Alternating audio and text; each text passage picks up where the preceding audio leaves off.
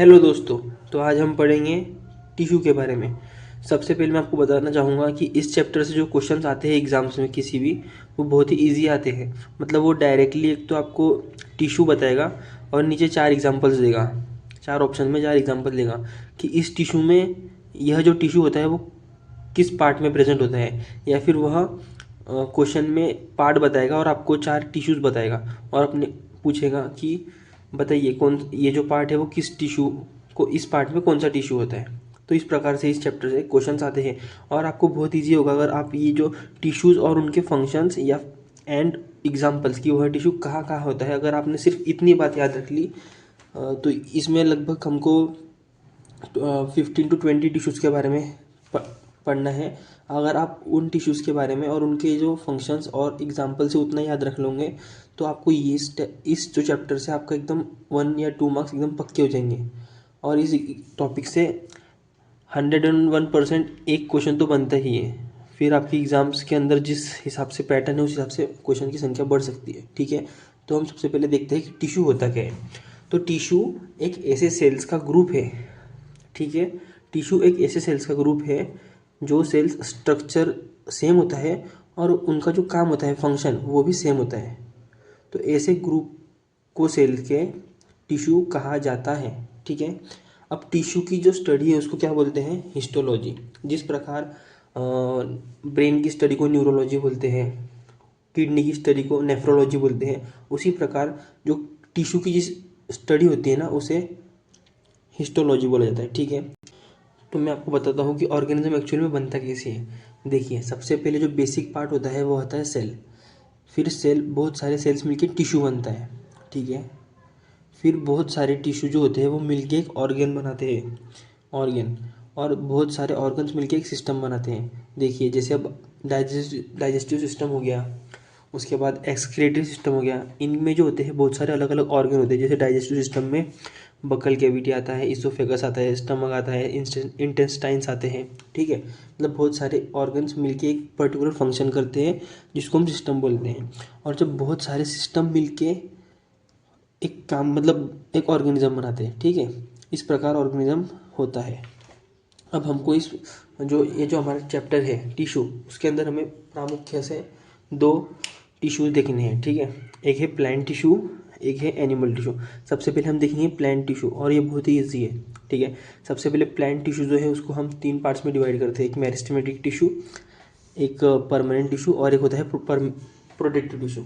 देखिए, सबसे पहले मैं आपको बताना चाहूँगा कि जो मेरिस्टेमेटिक टिश्यू जो होता है ना उसके अंदर सेल डिवीजन करने की कैपेसिटी होती है। ठीक है, और सेल डिवीजन करेगा, इसका मतलब सेल डिवीजन जब कोई चीज़ करती है, कोई ऑर्गेनिज्म करता है तो उसका बॉडी जो है ग्रो होती है। मतलब किसी भी चीज़ बॉडी की अगर डेवलपमेंट करानी है, अगर उसको ग्रो कराना है तो उसमें सेल डिवीजन होना अनिवार्य है। तो जो मेरिस्टेमेटिक टिश्यू होते हैं उनमें सेल डिवीजन होता है। और ये जो टिश्यू होता है इसके जो सेल्स होते हैं उसका जो साइटोप्लाज्म होता है वो एकदम डेंस होता है। ठीक है, उसके बाद जो परमानेंट टिश्यू है ना वो मेरिस्टेमेटिक टिश्यू ही होता है। मतलब मेरिस्टेमेटिक टिश्यू की जब सेल डिवीजन करने की जो कैपेसिटी है वो ख़त्म हो जाती है तो यही टिश्यू एक परमानेंट शेप ले लेता है, जिसको परमानेंट शेप और परमानेंट फंक्शन करता है, जिस प्रोसेस को बोलते हैं सेल डिफरेंशिएशन। ठीक है, मतलब मेरिस्टेमेटिक टिश्यू जब परमानेंट टिश्यू हो जाता है तो उस प्रोसेस को क्या बोला जाता है, सेल डिफरेंशिएशन। ठीक है, अब देखते हैं मेरिस्टेमेटिक टिश्यू के अंदर 3 प्रकार के टिश्यूज आते हैं। एक होता है एपिकल टिश्यू, एक लेटरल मेरिस्टेमेटिक टिश्यू, एक इंटरकैलरी टिश्यू। देखिए, सबसे आपको मैं बेसिक चीज़ बताता हूँ। जो एपिकल होता है ना वो प्लांट की हाइट ऊपर और डेप्थ, मतलब रूट्स को घेरा करता है। आप ध्यान से सुनिए, ये जो 3 है वो बहुत ही ईजी है। एपिकल जो है वो टिप्स जो होती है ना, शूट मतलब हाइट बढ़ाता है प्लांट की ऊपर, ऊपर की तरफ हाइट बढ़ाता है। और जो रूट शूट मतलब जो ये होती है, शूट मतलब ऊपर और रूट जो होती है वो नीचे। मतलब अगर प्लांट की ऊपर हाइट बढ़नी है और नीचे हाइट बढ़नी है तो उसके लिए कौन रिस्पॉन्सिबल है, एपिकल टिश्यू। ठीक है, उसके बाद लेटरल टिश्यू। लेटरल टिश्यू जो है ना वो प्लांट ट्री को मोटा करता है, मतलब उसकी थिकनेस बढ़ाता है। ठीक है, उसके बाद आता है इंटरकैलरी। इंटरकैलरी जो होता है ना वो ब्रांच और लीव्स के जॉइंट्स पे होता है, यानी जिसको हम नोड्स से जानते हैं। ठीक है, तो नोड्स और लीव उसके जॉइंट्स पे जो टिश्यू होता है वो होता है इंटरकैलरी। आपको ये 3 समझें। एपिकल जो कि हाइट और डेप्थ बढ़ाता है, लेटरल मतलब नाम से अपन समझाते हैं लेटरल, लेटरल यानी थिकनेस बढ़ाता है प्लांट की, और इंटरकैलरी जो होता है वो नोड्स, लीफ के जो नोड्स होते हैं और ब्रांचेस वहाँ पे होता है और उनकी ग्रोथ करवाता है। इतना समझा मेरिस्टेमेटिक टिश्यू। ठीक है, अब जो परमानेंट टिश्यू होता है ना वो दो प्रकार का होता है। परमानेंट टिश्यू 2 प्रकार का होता है, एक सिंपल परमानेंट टिश्यू, एक कॉम्प्लेक्स परमानेंट टिश्यू।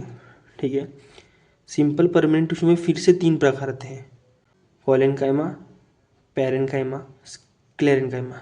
आप यही एकदम बारीक से सुनिए, आपको सब यही के यही पूरा क्लियर कर दूंगा मैं एग्जाम्पल के साथ।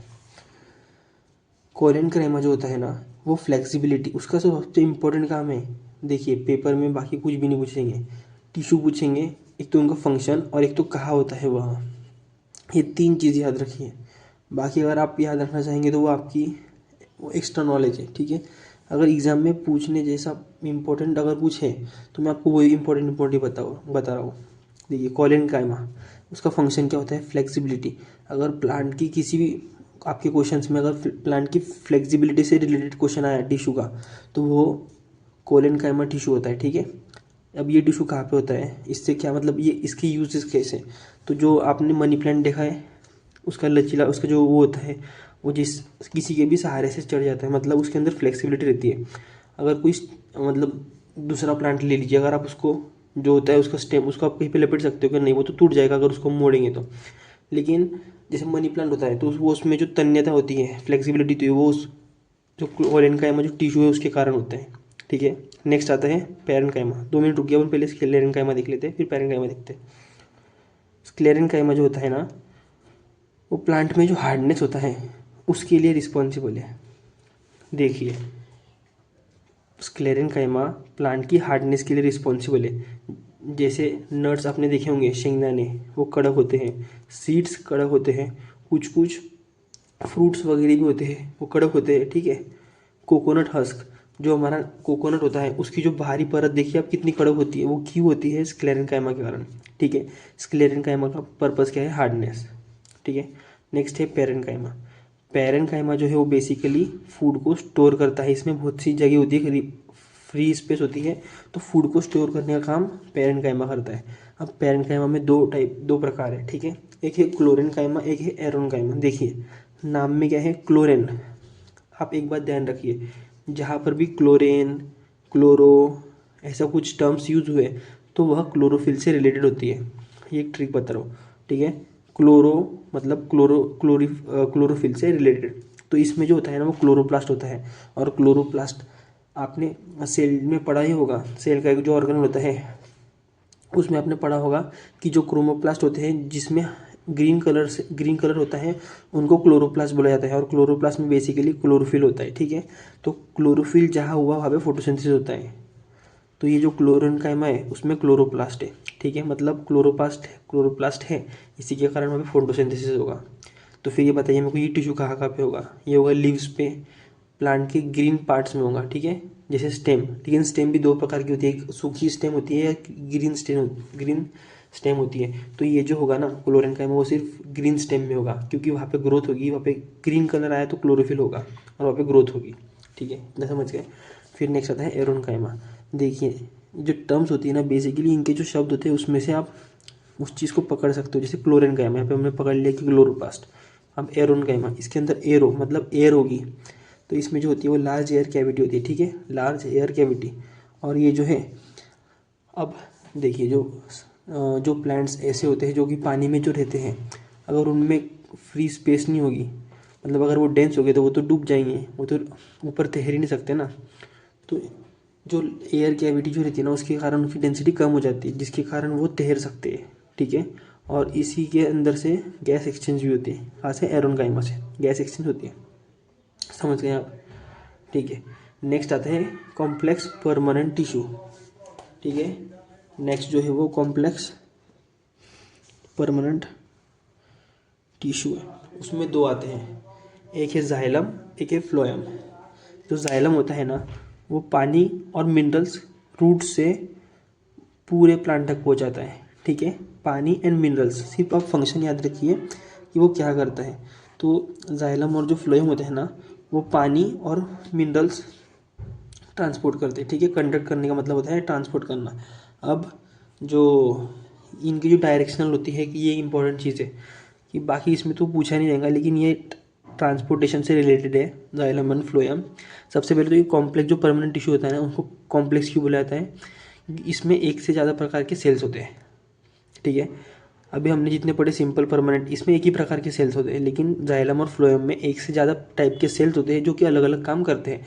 इसीलिए इसका जो स्ट्रक्चर होता है ना, वो कॉम्प्लेक्स होता है और इसीलिए इसका नाम कॉम्प्लेक्स परमानेंट टिश्यू पड़ा, ठीक है।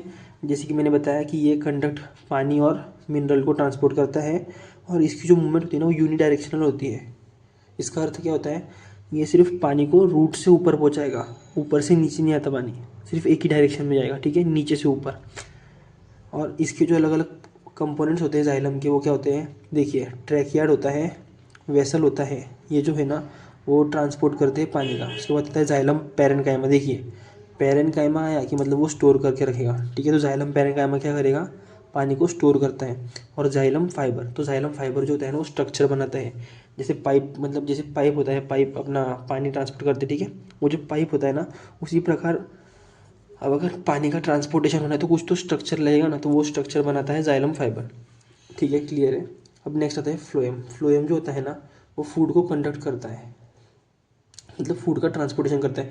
अब आप सोचिए कि फूड बनता कहाँ है, जहाँ पे फोटोसिंथेसिस होगा, यानी कि लीव्स वगैरह में। तो अब यहाँ से जो फूड बनेगा उसको नीचे भी जाना पड़ेगा ना, क्योंकि रूट्स का भी डेवलपमेंट कराना है, हाइट भी बढ़ानी है, ऊपर के पार्ट्स भी करनी है। तो ये बाई डायरेक्शनल होगा, ठीक है, कॉमन कॉमन चीज़ें हैं। अब इसके जो कंपोनेंट है ना, सीयू सेल्स, सीयू ट्यूब्स और कंपेनियन सेल, ये जो है फूड कंडक्ट कराते हैं। और इसमें भी पैरेन्काइमा होगा, फ्लोएम पैरेन्काइमा, जो कि फूड को स्टोर करके रहेगा। और फ्लोएम फाइबर, जो कि उसको स्ट्रक्चर बनेगा फ्लोएम का, ठीक है, जिसके अंदर से वो फूड जो है ट्रांसपोर्ट होगा। अब थर्ड टाइप होता है प्रोडक्टिव टिश्यू, ठीक है। हमने फर्स्ट देखा मेरिस्टेमेटिक टिश्यू, जो कि ग्रोइंग करने में हेल्प करता है। परमानेंट टिश्यू अलग अलग टाइप्स के होते हैं। अब थर्ड टाइप आता है प्रोडक्टिव टिश्यू, ठीक है। इसमें आते हैं दो टाइप्स, एपिडर्मस और कॉर्क। जो एपिडर्मस होता है ना, वो प्लांट के आउटर मोस्ट लेयर होती है, ठीक है, वो प्रोटेक्शन का काम करता है। उसके बाद जो डेजर्ट के जो प्लांट्स होते हैं ना, उनमें एपिडर्मस में एक कोटिंग होती है कुटिन की, और कुटिन जो है एक वाटरप्रूफ सब्सटेंस है जो कि पानी का जो ट्रांसपीरेशन है वो होने से रोकता है, ठीक है। नेक्स्ट है कॉर्क। हाँ, और ये जो कुटिन है ना, यह सिर्फ डेजर्ट प्लांट्स में पाया जाता है, न कि सारे प्लांट्स में, ठीक है। नेक्स्ट टाइप है कॉर्क। जो कॉर्क होता है ना, जिस प्रकार मेरिस्टेमेटिक टिश्यू बाद में परमानेंट टिश्यू का रूप ले लेता है, उसी प्रकार एपिडर्मस जो है कुछ समय बाद, मतलब कुछ सालों बाद, जैसी एज बढ़ेगी उस प्लांट की, उसकी फिर वो कॉर्क बन जाता है, ठीक है। अब जो कॉर्क होता है उसमें भी एक वाटरप्रूफ सब्सटेंस होता है जिसका नाम है सुब्रामीन। ये इंपॉर्टेंट टर्म्स है, एक क्यूटिन और एक सुब्रामीन। तो सुब्रामीन भी एक वाटरप्रूफ सब्सटेंस होता है जो कि पानी को उड़ जाने, मतलब पानी को बाहर निकलने से बचाता है, ठीक है। देखिए हमने अब देखा प्लांट टिश्यूज़ के बारे में, अब हम पढ़ेंगे एनिमल टिश्यूज़। यह भी बहुत इंपॉर्टेंट है, ठीक है, एग्जाम पॉइंट ऑफ व्यू से। ज़्यादा करके प्लांट ही पूछता है, लेकिन यह भी पूछ सकता है। एनिमल टिश्यू जो है उसका क्लासिफिकेशन जो 4 इसमें किया है, इपिथेलियल टिश्यू, उसके बाद connective tissue, muscular tissue, nervous tissue, ठीक है। अब हम पढ़ेंगे इपिथेलियल टिश्यू। जिस प्रकार एपिडर्मस जो था प्लांट टिश्यू के अंदर, अभी देखा हमने एपिडर्मस, वो क्या था, एक प्रोडक्टिव टिश्यू था।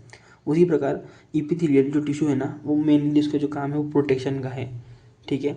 मस्कुलर टिश्यू यानी मसल्स, नाम से ही सब समझ में आता है, मसल्स से रिलेटेड होगा, ठीक है। नर्वस टिश्यू जो है वो बेसिकली जो न्यूरॉन्स होते हैं उससे रिलेटेड है। और कनेक्टिव टिश्यू, मतलब ये जो है हमारे अलग अलग बॉडी पार्ट्स को कनेक्ट वगैरह करता है, इसीलिए इसका नाम पड़ा है कनेक्टिव टिश्यू। मतलब ये नाम से आप समझ सकते हो कि क्या इसका फंक्शन होगा प्रॉपरली, ठीक है। एपिथेलियल टिश्यू जो होता है वह अलग अलग, उसके अलग अलग फंक्शंस होते हैं, जैसे कि एब्जॉर्प्शन, फिल्ट्रेशन, प्रोटेक्शन, सिक्रीशन, ठीक है। अब हम देखेंगे इपिथेलियल टिश्यू के पार्ट्स। इपिथेलियल टिश्यू के अंदर 6 टाइप्स आते हैं। First simple squamous, second stratified squamous, फिर cuboidal, columnar, ciliated columnar, glandular, ठीक है। देखिए सिंपल स्क्वेमस जो होता है ना, वो फ्लैट सेल की एक सिंगल लेयर होता है। ध्यान से स्ट्रक्चर से आप समझ जाओगे। सिंपल स्क्वेमस जो होता है वो फ्लैट सेल की एक सिंगल लेयर होता है, ठीक है। सिंपल स्क्वेमस का फंक्शन क्या है? Diffusion and filtration. मतलब वो क्या काम करता है?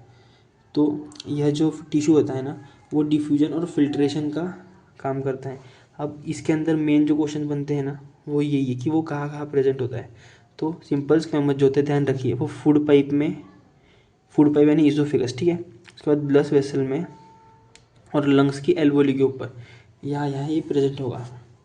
उसके बाद हम सेकंड देखेंगे स्ट्रेटिफाइड स्क्वेमस टिश्यू, ठीक है। यह जो होता है ना, वो अलग देखिए, अलग अलग लेयर्स हैं। मतलब जैसे यहाँ पे सिंगल लेयर थी, उसी प्रकार यहाँ पे सिंगल लेयर नहीं है, लेयर फ्लैट सेल की है लेकिन बहुत सारी लेयर्स है, ठीक है। इसके लिए इसको बोलते हैं स्ट्रेटिफाइड स्क्वेमस टिश्यू। अब इसका जो फंक्शन है वो क्या है? ये प्रोटेक्शन करता है।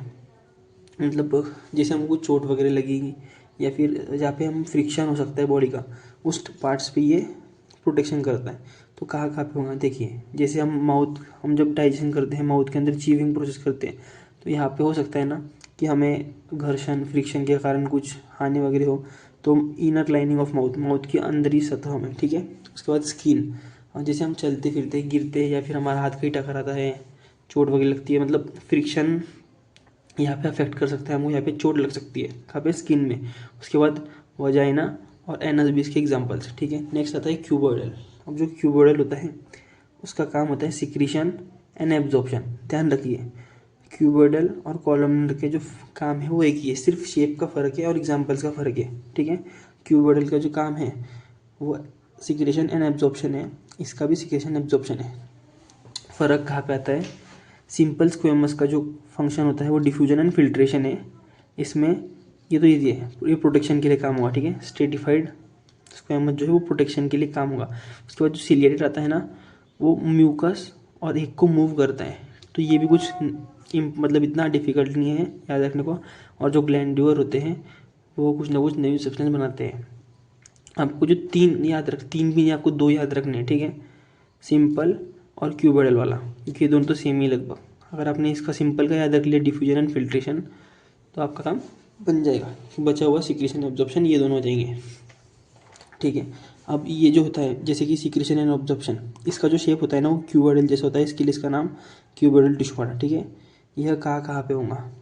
तो ये किडनी के ट्यूबल्स में होता है, और सेकेंड सलाइवरी ग्लैंड की डक्ट में, ठीक है। नेक्स्ट है कॉलमनर। हमने फंक्शन देखा सिक्रेशन एंड एब्जॉर्प्शन, इसके example uterus, gall bladder, lining of stomach और स्मॉल इंटेस्टाइन में प्रेजेंट होगा। अब जैसे ये क्यूबोइडल शेप का था इसीलिए इसका नाम हुआ क्यूबोइडल, उसी प्रकार ये जो है वो कॉलम्स के शेप का होता है, इसीलिए इसका नाम कॉलमनर पड़ा। नेक्स्ट आता है सीलिएटेड कॉलमनर मसल टिश्यूज़, ठीक है। ये जो टिश्यूज़ होते हैं ना, इसका शेप कैसा होता है? ये कॉलमनर ही होते हैं। इसके लिए देखो, कॉलमनर सीलिएटेड, सिर्फ इसके ऊपर सीलिया होता है। ये देखो थ्रेड लाइक स्ट्रक्चर, ये थ्रेड्स ऐसे होते हैं, ठीक है। इसीलिए इसको सीलिएटेड कॉलमनर बोलते हैं। नाम से ही आपको सब समझ में आना चाहिए, ठीक है। इसका जो फंक्शन होता है ना, वो एग और म्यूकस को मूव करता है। देखिए, अब म्यूकस कहाँ पे मूव होगा? तो हमारे रेस्पिरेटरी ट्रैक्ट में म्यूकस मूव होता है, उससे एयर, मतलब जो एयर की जो सब ये रहती है, जैसे डस्ट वगैरह, वो सब म्यूकस में फंस जाता है, मतलब हमारी लंग्स तक ज़्यादा प्रेशर नहीं आता, ठीक है।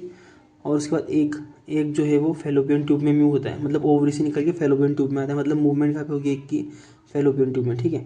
तो ये जो टिश्यू होते हैं वो फेलोपियन ट्यूब और रेस्पिरेटरी ट्रैक्ट में होते हैं। नेक्स्ट आता है ग्लैंडुलर टिश्यू। देखिए नाम से ही ग्लैंड्स क्या करती है? न्यू सब्सटेंस वगैरह रिलीज करती है। तो ये इसका काम क्या है इस टिश्यू का? Produces and releases new substance, मतलब न्यू सब्सटेंस मतलब ऐसा नहीं कि बाहर की कुछ, जो हमारे बॉडी के काम का है और उसके मतलब यूटिलाइजेशन और इम्पोर्टेंट होता है, उन सब्सटेंस का प्रोडक्शन करता है, उन्हें स्टोर करता है, ठीक है। और ये जो है कहाँ पे होगा? तो हमारी जितनी भी ग्लैंड्स है ना, ग्लैंड्स कितनी प्रकार की होती है? दो प्रकार की हमारी अंतर ग्लैंड, एक एक्सोक्राइन ग्लैंड, एक इंडोक्राइन ग्लैंड। अभी आपको तो मालूम है एक्सोक्राइन ग्लैंड जो होती है ना, वो कुछ ना कुछ सब्सटेंस रिलीज़ करती है, जैसे हार्मोन्स हो गए और जूसेस हो गए, ठीक है, एंजाइम्स वगैरह भी। उसके बाद एंडोक्राइन ग्लैंड जो होती है वह हार्मोन रिलीज़ करती है, ठीक है। ये जो बेसिक था आप तो आपने किया होगा रिवाइज, ठीक है। नेक्स्ट आता है मस्कुलर टिश्यू। ये देखो आपको इतना समझ में आया। देखिए मैं आपको 6 के 6 पूरे रिवाइज करा दो। फर्स्ट आता है squamous tissue, simple squamous tissue. Simple squamous नाम में ही क्या है, सिंपल मतलब सिंगल लेयर होगी है टिश्यू की, ठीक है, सिंपल लेयर। उसका काम होगा डिफ्यूजन एंड फिल्ट्रेशन। कहाँ कहाँ होंगी, तो food pipe, blood vessels, lungs की एल्वोली पे होगी, ठीक है। नेक्स्ट आता है स्ट्रेटिफाइड स्क्वैमस। यह मल्टी लेयर होती है, ठीक है, सिंगल फ्लैट टिश्यू की मल्टी लेयर्स होती है। इसका काम क्या है, ये प्रोटेक्शन करेगा, बचाएगा हमारे इसको फ्रिक्शन और इंजरी से, ठीक है। क्यूबोइडल नाम में ही क्यूबोइडल है। क्यूबोइडल और कॉलमनर का जो फंक्शन है वो सेम है, सिक्रीशन एंड एब्जॉर्प्शन।